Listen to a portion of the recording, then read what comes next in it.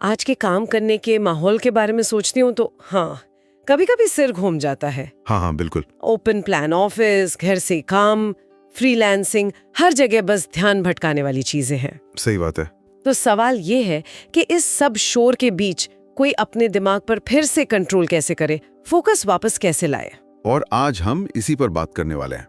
हमारी चर्चा का आधार है जोश डेविस की एक किताब 2 ऑसम आवर्स। 2 कमाल के घंटे। हाँ, और डेविस कोई मतलब मोटिवेशनल गुरु नहीं है, वो न्यूरो लीडरशिप इंस्टीट्यूट में रिसर्च डायरेक्टर हैं। ओह, तो इसके पीछे पूरा विज्ञान है। बिल्कुल। उन्होंने कोलंबिया यूनिवर्सिटी से साइकोलॉजी में डॉक्टरेट की है, तो जो भी वो कह रहे हैं उसके पीछे न्यूरो साइंस है। तो फिर आज का मिशन बिल्कुल सीधा है। क्या ये सच हो सकता है कि सिर्फ 120 मिनट यानी 2 घंटे हमारे पूरे दिन की प्रोडक्टिविटी को बदल सकते हैं? सुनने में तो मुश्किल लगता है। बिल्कुल। तो चलिए इस दावे की गहराई में उतरते हैं और देखते हैं कि इसके पीछे का सच क्या है। चलिए। तो शुरुआत एक बहुत ही जानी पहचानी आदत से करते हैं। सुबह उठना, तैयार होना और काम पर बैठते ही सबसे पहला काम ईमेल चेक करना। बिल्कुल। सोर्स में विवेक नाम के कंसल्टेंट का उदाहरण है जो मुझे बहुत रिलेटेबल लगा। उसका उस महीने का सबसे जरूरी काम था एक बड़ी एनालिसिस रिपोर्ट तैयार करना। लेकिन वो कर क्या रहा था?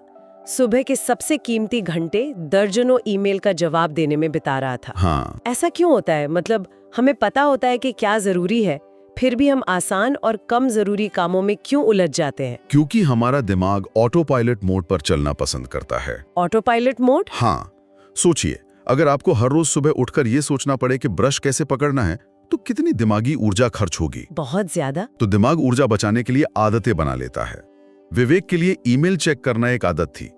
समस्या यह है कि ऑटो पायलट मोड जरूरी और गैर जरूरी काम में फर्क नहीं करता। तो इस ऑटो पायलट को बंद कैसे करें? क्या इसका कोई स्विच है? स्विच तो नहीं, पर कुछ खास पल जरूर है। किताब इन्हें एक बहुत दिलचस्प नाम देती है, डिसीजन पॉइंट्स। Decision points? ये हमारे दिन में वो छोटे छोटे चौराहे हैं जहां हम या तो आदत के रास्ते पर मुड़ जाते हैं या फिर सोच समझकर एक नया रास्ता चुनते हैं। अच्छा, जैसे कि मैं एक जरूरी रिपोर्ट पर काम कर रही हूँ और मेरा कोई दोस्त लंच के लिए पूछने आ जाता है, वो एक डिसीजन पॉइंट हुआ। बिल्कुल सही पकड़ा आपने। उस पल में आपका ऑटो पायलट कहेगा, हाँ लंच का टाइम है, चलो। लेकिन अगर आप सिर्फ 2 सेकंड के लिए रुककर सोचें, क्या ये रिपोर्ट ज्यादा जरूरी है? क्या मैं 15 मिनट और काम करके इसे खत्म कर सकती हूँ? तो आपने ऑटो पायलट को बंद करके सचेत फैसला लिया। लेकिन ये तो बहुत मुश्किल लगता है, मतलब उस पल में रुककर सोचना। इसके लिए तो बहुत विल पावर चाहिए। क्या ये प्रैक्टिकल है? हाँ, आपका सवाल बिल्कुल सही है और यही किताब का सबसे बड़ा पॉइंट है। बात सिर्फ विल पावर की नहीं है, बल्कि इन डिसीजन पॉइंट्स को पहचानने की आदत बनाने की है। अच्छा। शुरुआत में मुश्किल लगेगा, लेकिन जैसे जैसे आप इन छोटे पलों में सचेत फैसले लेना शुरू करते हैं, आपका दिमाग इस नए पैटर्न का आदी हो जाता है। ठीक है, तो हमें ऑटो पायलट से निकलकर जागरूक फैसले लेने हैं। लेकिन कई बार ऐसा लगता है कि फैसला लेने की ताकत ही नहीं बची, दिमाग बस थक गया है। हाँ, जैसे फोन की बैटरी सुबह 11 बजे ही 10% पर आ गई हो। बिल्कुल। क्या ये सिर्फ एक महसूस करने वाली बात है या इसके पीछे कोई असली विज्ञान है? ये बिल्कुल असली है। यहाँ पे हमारे दिमाग का वो हिस्सा काम आता है जिसे एग्जीक्यूटिव फंक्शन कहते हैं। Executive function? हाँ, इसे आप अपने दिमाग का सीईओ या मैनेजर समझ सकते हैं। यही हिस्सा प्लानिंग करता है, मुश्किल फैसले लेता है और एक साथ कई चीजों को मैनेज करता है। मतलब जब हम मल्टीटास्किंग कर रहे होते हैं या किसी बड़े प्रोजेक्ट की प्लानिंग कर रहे होते हैं, तो ये सीईओ ओवरटाइम कर रहा होता है। एग्जैक्टली। और किसी भी सीईओ की तरह इसकी भी ऊर्जा सीमित है। मल्टीटास्किंग, नेटवर्किंग, प्लानिंग, ये सब काम इस सीईओ की ऊर्जा को बहुत तेजी से खत्म करते हैं। और जब ऊर्जा खत्म हो जाती है तो दिमाग थका हुआ महसूस करता है। लेकिन ये सारे काम तो हमारी जॉब का हिस्सा है, इनसे बचा तो नहीं जा सकता, तो क्या करें? उपाय बचने में नहीं, बल्कि ऊर्जा को सही तरीके से मैनेज करने में है। हमें ये पहचानना होगा कि कौन से काम हमारी सबसे ज्यादा दिमागी ऊर्जा लेते हैं। ओके। फिर रणनीति ये है कि दिन के सबसे जरूरी और मुश्किल काम को तब किया जाए जब हमारी ऊर्जा का स्तर सबसे ज्यादा हो, जो कि ज्यादातर लोगों के लिए दिन की शुरुआत में होता है। बिल्कुल। विवेक के उदाहरण पर वापस जाएं, तो अगर वो अपनी रिपोर्ट पर सुबह के पहले 90 मिनट लगाता और ईमेल बाद में चेक करता, तो नतीजा बिल्कुल अलग होता। सुनने में तो ये बहुत अच्छा लगता है, सबसे जरूरी काम सबसे पहले। लेकिन असलियत में सुबह सुबह ही बॉस के 5 जरूरी ईमेल आ जाते हैं। हाँ, ये एक प्रैक्टिकल समस्या है। तो इस सलाह को हकीकत में कैसे उतारा जाए? इसका समाधान शायद ये नहीं है कि ईमेल को पूरी तरह नजरअंदाज कर दिया जाए, बल्कि ये है कि उसे मैनेज किया जाए। कैसे? शायद आप सिर्फ 10 मिनट लगाकर बस सबसे जरूरी ईमेल का जवाब दें और बाकी को बात के लिए छोड़ दें। यहाँ भी वही डिसीजन पॉइंट वाली बात आती है, क्या आप ईमेल के बहाव में बह जाएंगे या आप सचेत रूप से उसे कंट्रोल करेंगे। ये एक बहुत ही प्रैक्टिकल सलाह है।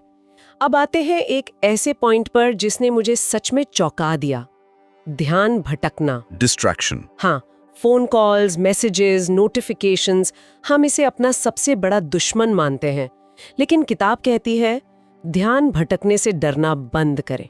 यहाँ तक कि ये फायदेमंद भी हो सकता है। मतलब ये तो बिल्कुल उल्टी बात लग रही है। मुझे तो हमेशा यही सिखाया गया है कि डिस्ट्रैक्शन सबसे बड़ा दुश्मन है। मैं आपकी हैरानी समझ सकता हूँ, लेकिन सच तो ये है कि हमारा दिमाग ध्यान भटकने के लिए ही बना है।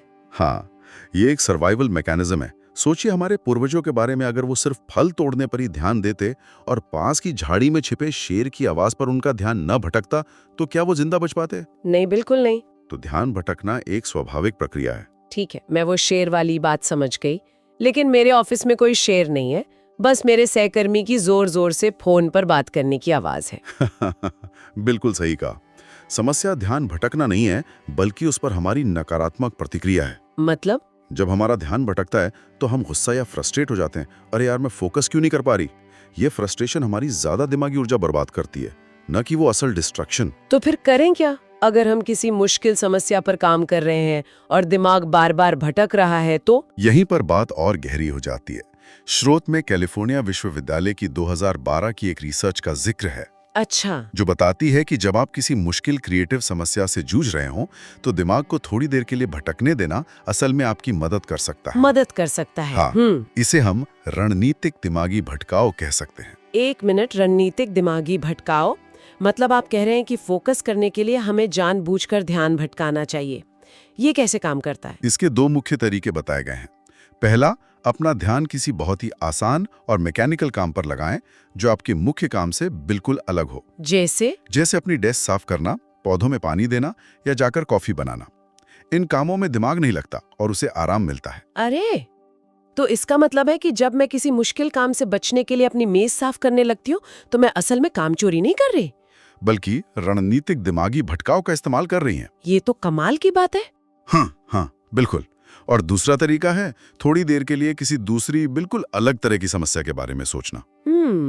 दोनों ही तरीकों से आपके दिमाग को उस मुश्किल समस्या से एक जरूरी ब्रेक मिलता है, और जब आप वापस लौटते हैं तो अक्सर एक नए फ्रेश नजरिए के साथ लौटते हैं। तो मतलब हमें अपने दिमाग को, उसके सॉफ्टवेयर को समझना है। लेकिन दिमाग तो शरीर का ही हिस्सा है। क्या हमारे शरीर का, हमारी फिजिकल हेल्थ का भी इस फोकस पर कोई सीधा असर पड़ता है? सीधा और बहुत गहरा असर पड़ता है। स्रोत में एक बहुत ही रोचक रिसर्च का जिक्र है। बताइए। इसमें लोगों को ऐसे शब्द पढ़ने को दिए गए जो अलग रंग में लिखे थे, जैसे पीला शब्द हरे रंग में लिखा हो। अच्छा, इसमें तो बहुत ध्यान लगाना पड़ता है। हाँ, जिन लोगों ने 20 मिनट की एक्सरसाइज करने के ठीक बाद ये टेस्ट दिया, उन्होंने उन लोगों से काफी बेहतर प्रदर्शन किया जिन्होंने एक्सरसाइज नहीं की थी। ये तो कमाल है। मतलब एक्सरसाइज सिर्फ शरीर के लिए नहीं, बल्कि दिमाग के एग्जीक्यूटिव फंक्शन के लिए भी एक टॉनिक की तरह है। बिल्कुल। लेकिन हर किसी के पास दिन के बीच में एक्सरसाइज करने का समय नहीं होता। क्या खान-पान से भी कोई फर्क पड़ता है? बिल्कुल।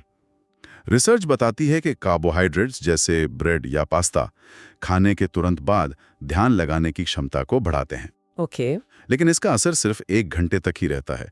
वहीं दूसरी तरफ फैट्स का असर ज्यादा देर तक रहता है। और एक बहुत ही आसान चीज जिसे हम अक्सर भूल जाते हैं, पानी पीना। सही कहा। थोड़ा सा भी डिहाइड्रेशन हमारे फोकस और फैसले लेने की क्षमता को कम कर सकता है। तो हमने अपने अंदरूनी दुनिया को ठीक कर लिया, लेकिन हम किसी गुफा में तो काम नहीं करते। हमारा बाहरी माहौल, हमारी काम करने की जगह, ये हमारे फोकस को कितना प्रभावित करती है? बहुत ज्यादा। शोर एक बहुत बड़ा फैक्टर है। और दिलचस्प बात यह है कि रिसर्च से पता चलता है कि ट्रैफिक की आवाज से उतना फर्क नहीं पड़ता जितना कि आसपास हो रही बातचीत से पड़ता है, खासकर अगर कोई गॉसिप कर रहा हो। हाँ, ये तो सच है। आप सुनना नहीं चाहते पर कान उधर ही चले जाते हैं। तो इसका उपाय है शांत जगह ढूंढना या हेडफोन लगाना। और रोशनी के बारे में क्या उसका भी कोई रोल है? हाँ, और ये काफी दिलचस्प है। इंग्लैंड में हुई एक स्टडी में पाया गया कि जिन ऑफिसों में नीली सफेद रोशनी थी वहां के कर्मचारी ज्यादा अलर्ट और फोकस्ड थे। अच्छा, तो मतलब मुझे रात में अपने फोन की ब्लू लाइट से बचना है, लेकिन दिन में काम करते वक्त वही ब्लू लाइट मेरे लिए फायदेमंद हो सकती है। बिल्कुल। और आखिरी, लेकिन शायद सबसे आसान सलाह, सफाई। सफाई? हाँ, एक बिखरी हुई डेस्क जिस पर पुराने नोट्स, खाली कप पड़े हों, वो एक लगातार बना रहने वाला विजुअल डिस्ट्रैक्शन है। सही बात है। अपनी जगह को साफ सुथरा रखने से ध्यान खींचने वाली चीजें अपने आप कम हो जाती हैं। तो अगर इन सब बातों का निचोड़ निकालें, तो वो 5 सबसे जरूरी चीजें क्या हैं जो कोई भी आज से ही शुरू कर सकता है? सार ये है कि वे 2 कमाल के घंटे हासिल करने के लिए सही मनोवैज्ञानिक और जैविक माहौल बनाना पड़ता है। 5 मुख्य रणनीतियां हैं। 1, ऑटो पायलट पर ना चलें, डिसीजन पॉइंट्स पर सचेत होकर फैसले लें।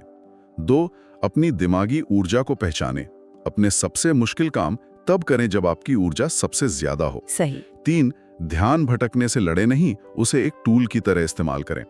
4, अपने हार्डवेयर का ध्यान रखें, थोड़ी एक्सरसाइज, सही खाना और भरपूर पानी। और 5वां? और 5, अपने काम करने के माहौल को अपने कंट्रोल में लाएं, शोर कम करें, रोशनी सही रखें और अपनी डेस्क साफ रखें। इतनी सारी रणनीतियों के बाद किताब में दी गई एक आखिरी सलाह मुझे बहुत पसंद आई। कौन सी? अगली बार जब भी लगे कि ध्यान नहीं लग रहा है, तो सब कुछ छोड़कर बस अपनी कुर्सी से उठें और 5 मिनट के लिए बाहर टहल आएं। कभी-कभी सबसे अच्छा समाधान सबसे आसान होता है। बिल्कुल। और अंत में श्रोताओं के लिए एक सवाल छोड़ जाते हैं। हाँ। ये पूरी चर्चा इस बात पर है कि हम अपने काम के घंटों को ज्यादा असरदार कैसे बनाएं, ना कि ज्यादा घंटे कैसे काम करें। हाँ। तो ये एक दिलचस्प सवाल खड़ा करता है। अगर हम हर दिन सिर्फ 2 कमाल के घंटे हासिल करने में कामयाब हो जाते हैं, तो क्या हमें सच में दिन के 8 घंटे काम करने की जरूरत है? क्या भविष्य में हमारी प्रोडक्टिविटी का पैमाना काम में लगाए गए घंटे नहीं, बल्कि उस काम की गुणवत्ता होनी चाहिए? इस पर सोचना वाकई दिलचस्प है।